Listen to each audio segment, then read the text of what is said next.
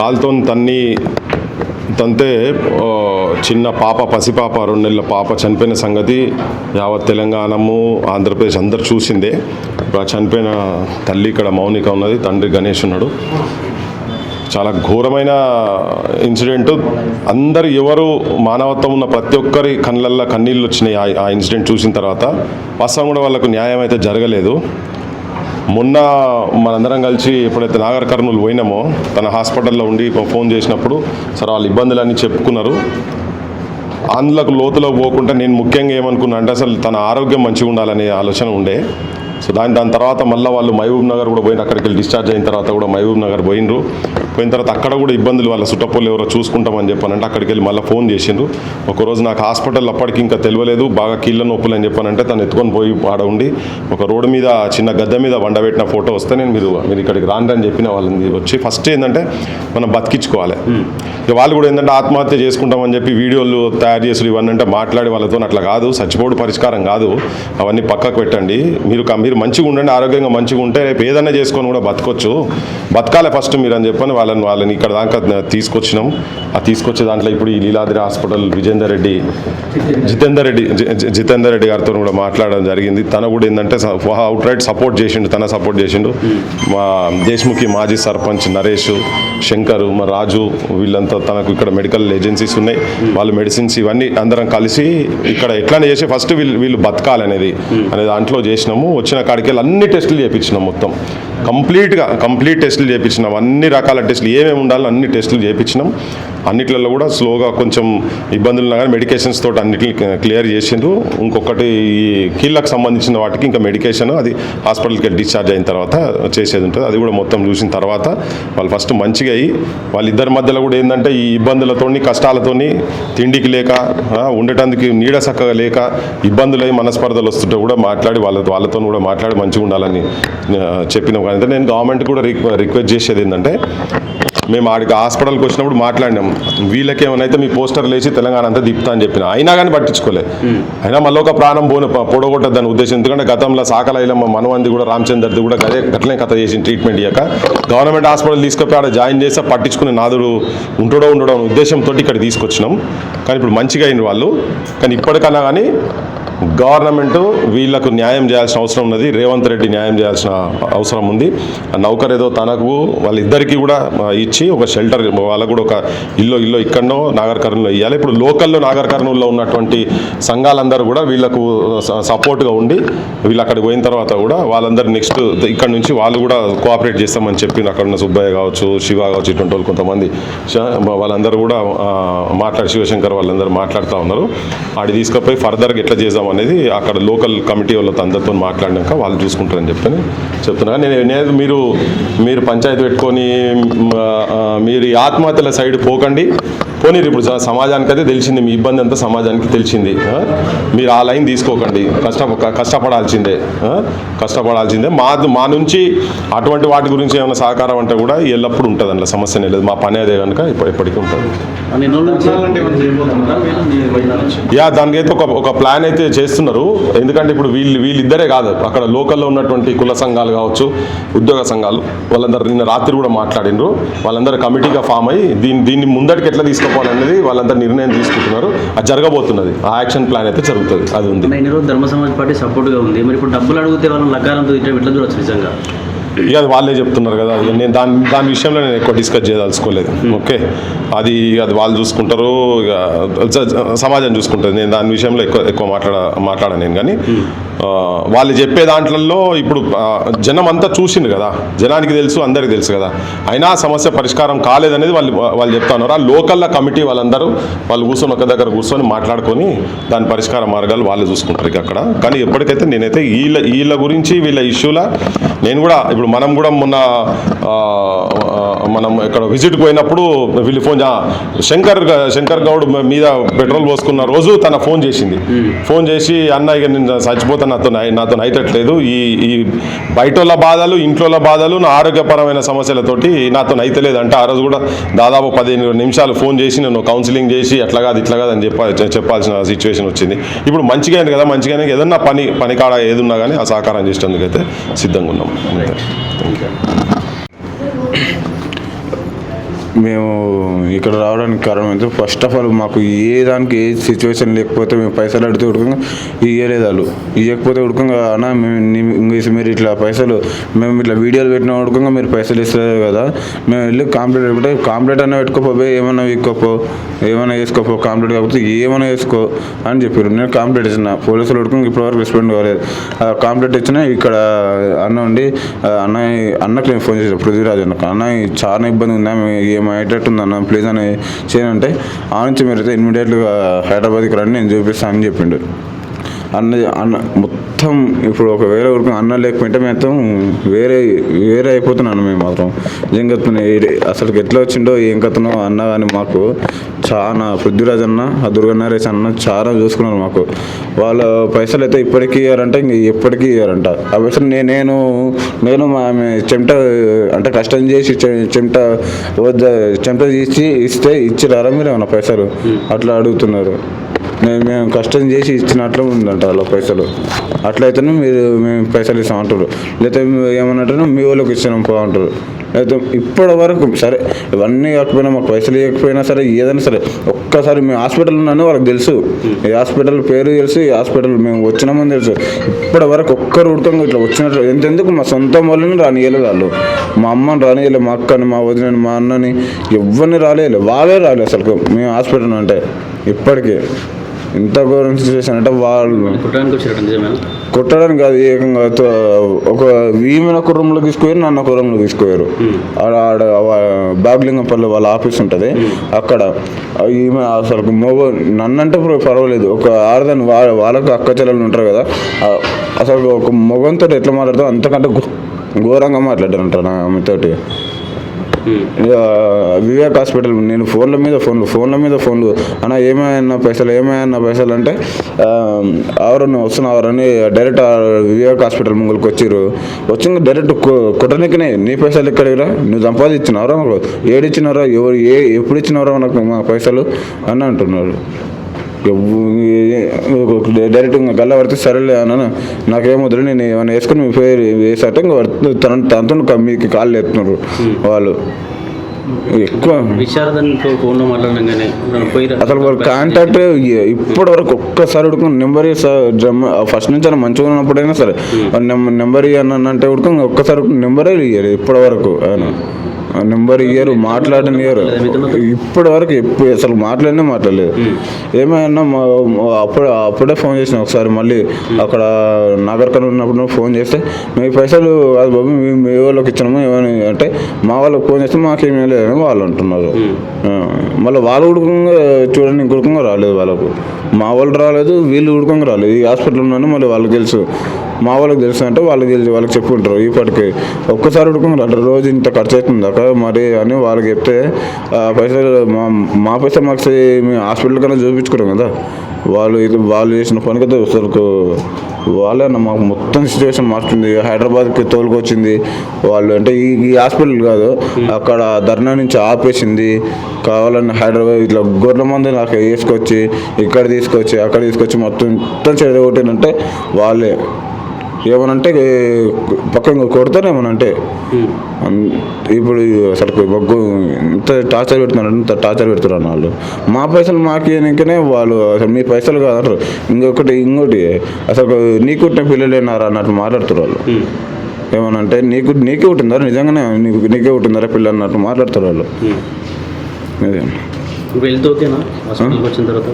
కొంచెం బెటర్ అన్న, ఫస్ట్ దానికి ఇప్పటికీ చాలా బెటర్ అన్న. అప్పుడు వచ్చినప్పుడు అయితే అసలు నడవలేకపోయింది, ఇప్పుడు కొంచెం దిగి నడచగలుగుతుంది. వివేక్ హాస్పిటల్తో వాళ్ళు ఉంటారు కదా, వాళ్ళతో మాట్లాడి 10,000 ఇచ్చిండు. 30,000 ఖర్చు అయినాయి అంటే అని తిట్టేస్తున్నారు వాళ్ళు. ఇంకా మేము ఏం అడగాలన్నా వాళ్ళని? నేను ఒక్కటైతే అడగగలుగుతున్నా, ఏంటంటే అది విశారదన్ సార్కి తెలుసో తెలియదో నాకైతే తెలీదు. ఇప్పుడు ఒక రాజు ఉన్న తర్వాత మంత్రికి తెలుస్తుంది, వాళ్ళ భటులకు తెలుస్తుంది. ఇది కూడా సార్కి తెలియవచ్చు. కానీ నేను ఒక్కటే అడుగుతున్నా, మా పాప విషయంలో మేము హెల్ప్ చేసినాము, మాకు న్యాయం జరిగింది అంటున్నారు. కానీ ఇప్పటి వరకు కూడా నాకైతే న్యాయం జరగలేదు. నా బిడ్డ కూడా న్యాయం జరగలేదు. నేను విశారాధన్ సార్కి ఒక మాట అడగాలనుకుంటున్నా. అదేంటంటే తన చేతులతో పురుగుల మంది ఇస్తే నేను కూడా చనిపోయి నా బిడ్డ దగ్గరికి వెళ్తా. ఇది మాత్రం అడగాలనుకుంటున్నా అన్న. నేను వాళ్ళు డబ్బులు పెట్టుకున్నారని కాదు, ఏదని కాదు, మాకు న్యాయం చేస్తామని చెప్పిర్రు. కానీ ఆ సార్కి తెలియకుండానే వాళ్ళ అనుచరులు ఇట్లా చేశారా?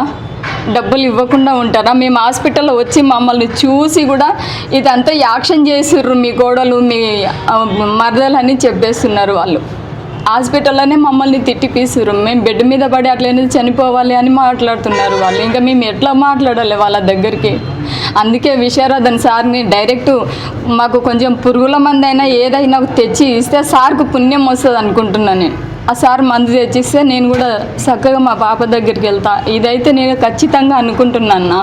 నేను ఈ హాస్పిటల్ నుంచి పోయిన తర్వాతకి నేను విశారదన్ సార్ వాళ్ళ ఆఫీస్కే వెళ్ళాలనుకుంటున్నా. అక్కడనే ఇంకా ఏదైనా చేసుకొని అక్కడనే చచ్చిపోతే ఇంకా మంచిగా ఉంటుంది కదా అన్న. ఈ బాధనే నాకు ఉండదు. నేను ఎన్నిసార్లు కూడా అడిగిన సార్కి ఒక్కసారి కల్పించండి, నేను మాట్లాడతాను అంటే వాళ్ళు నీకేం అవసరమే సార్తో మాట్లాడడానికి, అసలు నువ్వెవరే అని మాట్లాడుతున్నారు వాళ్ళు. వాళ్ళు సాయం చేసేవాళ్ళు కదా అన్న, మరి సార్కి ఎందుకు కనిపించలేదు? అసలు ఒక్కసారి కూడా మేము ఎన్నిసార్లు ఫోన్ చేసి అడుగుతున్నా కూడా వాళ్ళు సార్తో మాత్రం మేము మాట్లాడనీయము, ఇది బ్రోకర్ పంచాయతీ అని మాట్లాడుతున్నారు వాళ్ళు. ఇంకా మేమేం మాట్లాడాలన్న వాళ్ళ దగ్గర? ఏమీ మాట్లాడలేకపోతున్నాం అసలుకి. నేనైతే ఏది చెప్పలేకపోతున్నాను. నాకైతే నేను ఇట్లా కావడం సిచ్యువేషన్ అయితే నాకు టెన్షన్ ఒక్కటే అనుకుంటాను. నేను నా పాప చనిపోయిందనే నేను మర్చిపోలేకపోతున్నా. తిరిగి వీళ్ళు మాట్లాడే మాటలు కూడా ఎట్లా అంటే వాళ్ళు లంజాన్న దాకా మాట్లాడట్లేదు అన్న రాజగోపాల్ అన్న. ఇంకా నేను ఎట్లా మాట్లాడాలి వాళ్ళ దగ్గర? నేను చెప్పేది వినా అంటే నీ పిచ్చి మాటలు ఎవరికి చెప్తావే నువ్వే పెద్ద బ్రోకర్ దానివి అని మాట్లాడుతుండే. ఇంకా నేను ఏం అడగాలి? నేను నిజం చెప్తే కూడా అది అబద్ధం అనే మాట్లాడుతురు. పిచ్చిదాన్ని పెద్ద పిచ్చిదాన్ని చేసినట్లయినా చేస్తురు. మా వాళ్ళని కూడా నా మాట వినకుండా చేసిర్రు అన్న. నేను చెప్పేది కూడా కొంచెం కూడా వినట్లేదు అసలుకి. నేనేం చెప్పినా అబద్ధమే అంటున్నారు. నేనైతే ఒక్కటే అన్నా, ఇంకా నాకు నేనైతే ఖచ్చితంగా ఇక్కడ నుండి వాళ్ళ ఆఫీస్కి వెళ్తాను. వాళ్ళు పురుగుల మంది ఇస్తారా ఏమి ఇస్తారో తెలియదు, కానీ ఇంకా వాళ్ళ ఆఫీస్లోనే చస్తా అన్నాను. నేను ఇంకా ఏం చెయ్యలేకపోతున్నాను. నాకు అసలు ఈ టెన్షన్ ఎక్కువ అయ్యా. నేను అసలు అన్నం తినకుండా ఏం తినకుండా పడిపోతున్నా. నా వల్ల ఆయనకి ఇబ్బంది అవుతుంది. ఆయనకి డ్యూటీకి వెళ్ళలేకపోతున్నాడు. నేను ఇంత ప్రాబ్లం అయినా హాస్పిటల్కి తీసుకుపోతుండు. నేను ఇంకా ఏం మాట్లాడాలని అనుకోలేదన్న. వాళ్ళు ఎట్లా అంటే అట్లా చేస్తుర్రు కాబట్టి ఇంకా వాళ్ళ ఆఫీస్లోనే పడి చచ్చిపోతా. నిజంగా చెప్పాలంటే ఈరోజు నేను ఇట్లా నడవడానికి కారణం అంటే పృథ్వీరాజ్ అన్న లేకుంటే నేను నిజంగా ఇక్కడ చనిపోయేదాన్ని కూడా. అసలు నాకైతే అన్న దేవుని లెక్క తీసుకొని వచ్చి ఇక్కడ నాకు బతికించిండు అనిపిస్తుంది అన్న. నాకు కాళ్ళు లేవు. అసలు నేను మనిషిని ఇట్లా పైకి లేచి కూర్చుందామంటే కూడా నాకు చాలా ఇబ్బంది అయ్యింది. నాకు వాష్రూమ్కి వెళ్ళడానికి కూడా ఇబ్బంది అయింది. ఎక్కడంటే అక్కడ ఆయన చేతుల మీదనే తీసుకుపోతుండు. వాళ్ళకి అడిగితే ఇట్లా మాట్లాడుతుండ్రు. ఇంకా నేనేం చెప్పాలి? నేను ఒక వీడియో పెడితే నా ఫోన్ వాళ్ళు ట్రాక్ చేసి నేను ఇన్స్టాగ్రామ్లో వీడియో పెడితే నేను పెట్టిన వీడియోస్ మొత్తం డిలీట్ చేస్తుర్రు. నా ఫోన్ మొత్తం వాళ్ళే వాడుతుర్రు. అసలు ఎవరు వాడుతుర్రు అని చెప్పేసి నేను నరేష్ అన్న అనే ఒక అన్న ఉన్నాడు, వాళ్ళ అనుచరులే. ఆ అన్నకు అడిగిన, అన్న నా ఐడి నీకు తెలుసు కదా అంటే, నేను ఎందుకు మాట్లాడుతున్నావు అట్లా? నాకేం తెలియదు, నేను డిలీట్ చేసిన, నీ ఐడితో నాకేముంది అంటున్నాడు. నా ఐడి ఆ అన్నకు ఒక్కరికే తెలుసు. నేను ఏదన్నా వీడియో గిట్లా విశారదన్ సార్ గురించి పెట్టేస్తే ఎంబడే డిలీట్ చేస్తుర్రు. నా ఫోన్ ట్రాక్ చేయాల్సిన అవసరమేముందన్న వాళ్ళకి? నేను ఎన్నో వీడియోలు పెట్టిన విశారదన్ సార్ గురించి, ఇట్లా సార్ కూడా చూస్తారేమో అని, కానీ అవన్నీ డిలీట్ చేస్తుర్రు వాళ్ళు. నా ఫోనే వాడేస్తుర్రు.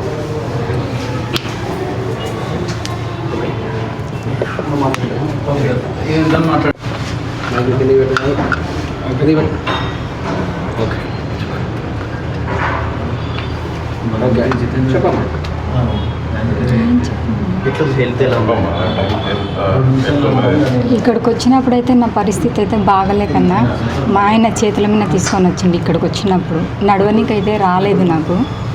ఇంటి దగ్గర అయితే ఒక 2 రోజులు పూర నడవలేకపోయినా, ఆయన ఎక్కడికి వెళ్ళినా చేతుల మీదనే తీసుకుపోయింది ఈ 2 రోజుల్లో. ఇక్కడికి వచ్చిన తర్వాత మొత్తం డాక్టర్స్ చెక్ చేసిరు. చెక్ చేసిన తర్వాత కొంచెం ఇంకా ఏదో జాయింట్ అది ఇది అని చెప్పారు వాళ్ళు. ఇంకా అంటే వాళ్ళు కొంచెం ఇంగ్లీష్లో మాట్లాడి నాకు అర్థం కాలేదు. చెప్పారు, టెస్ట్ మొత్తం చేసిర్రు, నాకు వేరే హాస్పిటల్కి కూడా పంపించారు. అక్కడ గోళీలు రాసిర్రు, అవి 2 రోజులు వాడిన. మొన్ననే పోయి వచ్చినాను. 2 రోజులు వాడుతున్నా, కొంచెం నొప్పి అయితే తగ్గింది, కొంచెం మెల్లగా నడవగలుగుతున్నా. ఇంకా మళ్ళీ ఒక 5 రోజులు అయిన తర్వాతకి మళ్ళీ రామని చెప్పారు వాళ్ళు. ఎన్ని రోజులు అవుతుందని వచ్చి హాస్పిటల్కి ఈ రోజుతో 6 రోజులు అవుతుందన్న. 6 రోజుల నుంచి ఇదే హాస్పిటల్లోనే ఉన్నాం. ఇప్పుడు నడవగలుగుతున్నారు బాగా? మెల్లగా నడుస్తా అన్న. ఎప్పుడు చూపిస్తున్నారు ఇక్కడ మీకు? మాకు అన్న పృథ్వీరాజ్ అన్న వాళ్ళు ఉన్నారు కదా, అన్న వాళ్ళు మాకు దుర్గం నరేష్ అన్న, శంకర్ అన్న వాళ్ళు చూపిస్తున్నారు. వాళ్ళ సాయంతోనే ఇక్కడ దాకా వచ్చినాం మేము. మాకు ఫస్ట్ ఎవరు పట్టించుకోలేదు. మా డబ్బులు మాకు ఇవ్వడానికి కూడా చాలా ఇబ్బంది పెట్టిర్రు వాళ్ళు. వల్గర్గా తిట్టిర్రు. ఒక్కదాన్నే రూమ్లోకి తీసుకెళ్ళిర్రు. అక్కడ రాజగోపాల్ అని ఉంటాడు ఆయన. ఇంకా ఆయన చాలా ఎట్లా అంటే నోటికి వచ్చినట్లనే మాట్లాడిండు. అసలు ఒక మగపిల్ల కానీ ఎట్లా తిడతాడో అట్లా మాట్లాడుతున్నారు. నేను ఒక్కటే లోపల ఉన్నా, ఎవరు లేరు. తర్వాత ఆయన వచ్చేసిండు. ఇంకా ఆయన వచ్చిన తర్వాత కూడా ఆయన ఎట్లా అంటే నా దగ్గర నా మాట మాట్లాడుతుండు, ఆయన దగ్గర ఆయన మాట మాట్లాడుతుండు. మా అత్తమ్మ వాళ్ళ దగ్గర కూడా వదిలేయమని చెప్పేస్తుండు. మా ఆయనకైతే డైరెక్ట్ దాన్ని పట్టుకొని తనలాడుతున్నావు, అది పెద్ద లంజేది రా, దాన్ని పట్టుకొని తనలాడుతున్నావు, వదిలేయరా అని చెప్పిండు మా ఆయనకి. ఈ మాట నేను విన్నా. మా ఆయనకు అడిగితే ఇంకా ఆయన సపోర్ట్ చేయలేదు. చెప్తే మళ్ళీ గొడవ అవుతుంది అనుకున్నాడు ఏమో, కానీ చెప్పలేదు. ఇంకా ఈ మాట నేను వింటున్నా అన్నీ కూడా తను పట్టించుకోకుండా మాట్లాడుతుండు. వదిలేరా, అది పెద్ద లంజేదని మాట్లాడుతున్నాయి. డబ్బులు అడిగితే కొట్టడానికి వస్తున్నారు. ఇవ్వమంటేనేమో మేము ఇవ్వము, నువ్వేమన్నా కష్టం చేసినావా, నువ్వు నాకు ఇవ్వడానికి కష్టం చేసి ఇచ్చిర్రా మీరు, ఎందుకు ఇవ్వాలి మీకు అని మాట్లాడుతుండ్రు వాళ్ళు. ఈ రాజగోపాల్ అన్న ఉన్నాడు, తోట్ల రాఘవేందరు, ఈ సాయి అన్న కూడా కొంచెం వాళ్ళని అన్నాన్ని పిలిచినా కానీ వాళ్ళకి అసలు ఇంత కూడా మర్యాద లేకుండా మాట్లాడుతుర్రు అన్న. మా వాళ్ళ దగ్గర ఒక బాగా నేర్పించిండ్రు. ఇంకా వాళ్ళకి నేర్పించి వాళ్ళతో కూడా ఎట్లా అంటే మేము ఒక్క మాట కూడా చెప్పనే లేదు మా వాళ్ళకి. ఇంకా తిడుతుర్రు, కొడుతుర్రు. ఇద్దరు కలిసి గణేష్ మౌనిక మమ్మల్ని కొట్టడానికి వస్తుర్రు, తిట్టడానికి వస్తుర్రు అని మా ఆడబిడ్డతోన, మా తోటి కోడలతోన, మా అత్తమ్మ దగ్గర చెప్పిస్తున్నారు. వాళ్ళకి బాగా నేర్పించిర్రు. ఇంకా వాళ్ళు మాకైతే ఏం ఇవ్వలేదు.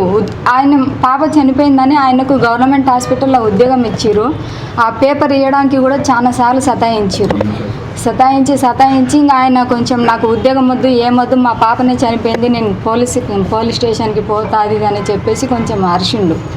ఇంకా అప్పుడు ఒరిజినల్ పేపరు వాట్సాప్ చేసిర్రు. కానీ వాళ్ళ దగ్గర పేపర్ పెట్టుకున్నారు, మాకు వాట్సాప్ చేసిర్రు. మాకు పాప చనిపోయినందుకు కలెక్టర్ ఇల్లు ఇచ్చిండు, ఆ పేపర్ కూడా మాకు ఇవ్వలేదు. ఇవ్వమంటే మీకెందుకు ఇస్తామని మాట్లాడుతున్నారు వాళ్ళు. మేము ఇంకా ఎవరిని అడగాలి, మేము రూమ్ రెంట్ కూడా కట్టుకోలేని స్థితిలో ఉన్నాము. అన్న ఒకరోజు మాకు తినడానికి లేదా అంటే పృథ్వీ అన్న పైసలు పంపించిండు మాకు. వాళ్ళు అసలు మా పైసలు పెట్టుకొని మమ్మల్ని ఎందుకు ఇట్లా ఇబ్బంది పెడుతున్నారో మాకు అర్థం కావట్లేదు అన్న. మొత్తం వాళ్ళు 2 లక్షల్లో తిన్నారని చెప్పారు. సరే 2 లక్షలు మేము తిన్నాము, మా పాపకు వచ్చిన పైసలే కదా మేము తినింది. వాళ్ళైతే ఇవ్వలేదు కదా కష్టం చేసి. మీరు కష్టం చేసి ఇచ్చిర్రా మాకేమన్నా, మేము వచ్చినందుకే మీకు పైసలు వచ్చినాయి, అవి ఎందుకు అడుగుతుండ్రు మీరు అని చెప్పేసి ఇంకా కొంచెం ఏమంటారు తేడాగా మాట్లాడుతున్నారు అన్న. వాళ్ళు మళ్ళీ పైసలు అడగకూడదు అన్న తీరుగా మాట్లాడుతున్నారు. మేము చెప్పిన మాట వాళ్ళు రికార్డింగ్ చేసుకుంటారు.